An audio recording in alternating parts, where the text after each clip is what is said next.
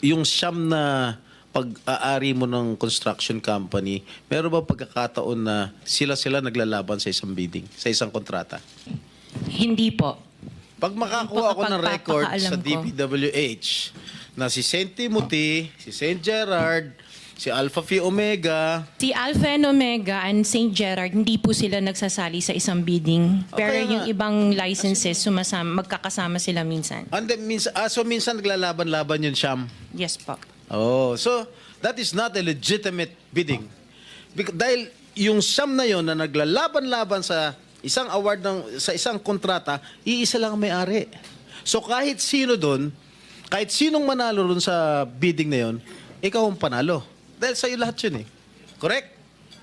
Hindi po, kasi iba yung may-ari ng mga companies. Sus, Alpha and Miss Omega. Diskaya, Opo. kanina, sinabi mo Alpha Phi Omega lang ang sa'yo. Opo. Nung tinanong kita ulit, inunumerate ko lahat yung Siyam na korporasyon, inamin mo sa'yo lahat yun.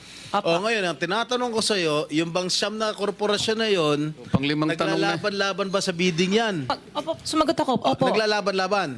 Opo. So pag naglalaban-laban yung Siyam na korporasyon sa isang kontrata, at kung sino manalo ron, kahit isa sa Siyam na manalo, sa'yo pa rin yun, ikaw pa rin ang panalo. Correct? Opo. Oh. Sagot po dyan, Senate Pro Temp, nagbibiding-bidingan. Meron bang pagkakataon yung Siyam na pag-aari mo ng construction company, meron bang pagkakataon na sila naglalaban sa isang bidding, sa isang kontrata? Hindi po. Pag makakuha ako ng record sa Pagpapakaalam ko. DPWH na si St. Timothy, si St. Gerard, si Alpha Phi Omega, Si Alpha and Omega and St. Gerard, hindi po sila nagsasali sa isang bidding. Pero Okay yung nga. ibang licenses, magkakasama sila minsan. and then minsan naglalaban-laban yun, Siyam. Yes po. Oh, so that is not a legitimate bidding.